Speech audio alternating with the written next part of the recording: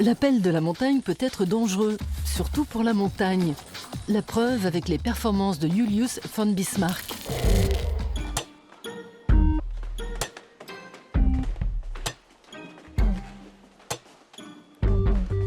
Trax a rendez-vous avec un artiste qui intitule ses expositions « Un animal, c'est bête, une plante, encore plus ». Mais qu'a donc fait la nature à Julius von Bismarck pour mériter tout ça?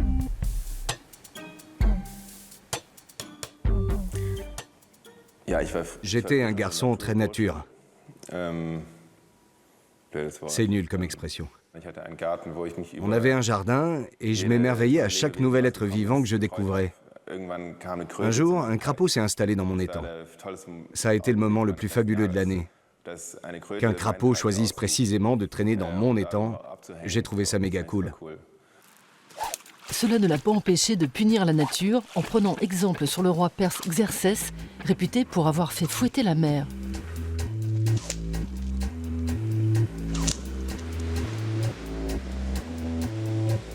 Après avoir épuisé quelques sites naturels, Julius von Bismarck s'est rendu à New York pour se confronter à la notion de liberté incarnée par la statue du même nom.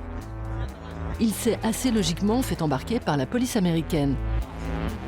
L'arrestation a été assez brutale. Il y avait plusieurs centaines de touristes américains qui suivaient la scène et qui ont applaudi quand les policiers m'ont embarqué. Ça a été un grand moment. Menotté comme dans les films américains, avec la foule déchaînée qui jubilait. Une fois au poste, un des policiers s'est excusé d'avoir été brutal, en m'expliquant qu'il s'était senti obligé pour calmer les badauds. Mais ça, il me l'a avoué après plusieurs heures d'interrogatoire, quand il a commencé à comprendre mon propos. Voici le pigeon des villes, customisé par Julius von Bismarck.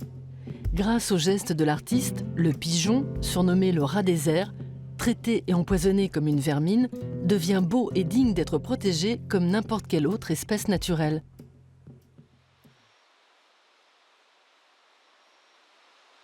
Dans la jungle mexicaine, l'artiste a demandé à des Indiens mayas de bomber la forêt en blanc, puis de la repeindre dans ses couleurs originelles en travaillant de mémoire.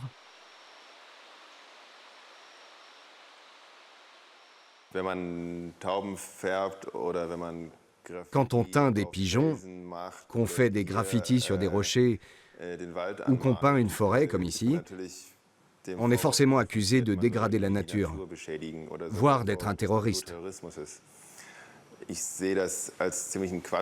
Je trouve ces reproches assez absurdes. Évidemment, la feuille que je vais vernir, elle sera fichue. Mais dans 2 ans, une autre aura repoussé. Avec Julius von Bismarck, le paysage dans l'art devient dérangeant. L'art qui me plaît est celui qu'on n'arrive pas à comprendre. À partir du moment où on saisit la signification d'une œuvre, je trouve qu'elle n'a plus rien à dire.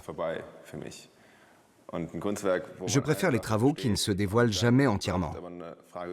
Quand on pense en avoir percé le sens, ça soulève en fait une nouvelle question qui va en susciter une autre et ainsi de suite. C'est nettement plus enrichissant.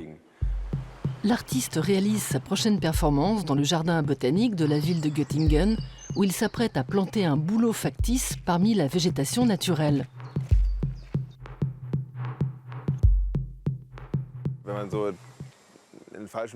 À partir du moment où on se met à chercher un arbre factice dans une vraie forêt, on finit par suspecter tous les arbres. On les regarde de manière complètement différente, parce qu'on se dit à tout moment qu'il pourrait s'agir d'une œuvre d'art. C'est à ce moment-là qu'on prend conscience de la complexité de chaque végétal et qu'on doute que ça ait pu être créé par un homme. En quelque sorte, c'est la forêt entière qui devient une galerie d'art.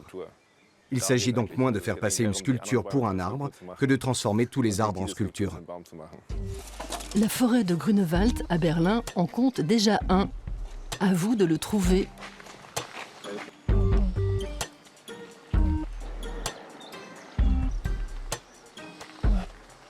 Comment on l'installe? Le plus simple, c'est de le glisser dedans. Et on pourra le tourner après. Julius von Bismarck est aussi un inventeur d'appareils et de prototypes que des entreprises tentent de copier ou de racheter. Sa passion pour la physique lui a récemment valu une résidence d'artiste au CERN à Genève. Artiste inventeur hyperactif, le descendant du chancelier von Bismarck est sur tous les fronts. Le milieu compte beaucoup de fainéants, mais ils vont être rapidement largués dans le monde de l'art contemporain. Actuellement, il y a énormément d'artistes sur le marché. La concurrence est particulièrement rude. Ceux qui entretiennent le vieux cliché de l'artiste qui passe ses journées à zoner dans son atelier et à faire la fête, ils ont du souci à se faire. C'est un peu néolibéral comme discours. C'est juste un constat. Moi aussi, je fais la fête, mais je travaille aussi beaucoup. D'accord, je me suis mal exprimé.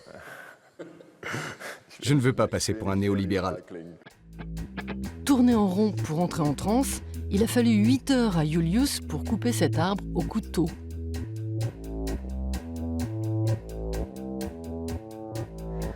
Cette performance cinétique a été présentée à la dernière édition d'Art Basel.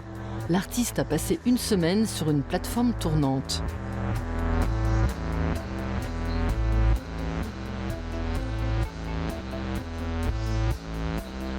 Bismarck fait tourner le monde en bourrique. J'ai eu des moments d'illumination en tournant sur moi-même.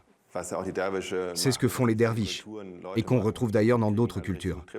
C'est une forme de trip. Et ça procure des sensations géniales, ce qui était d'ailleurs le but. Tout tourne autour de soi. On est au centre du monde. C'est très égocentrique, mais aussi très excitant, il faut l'avouer.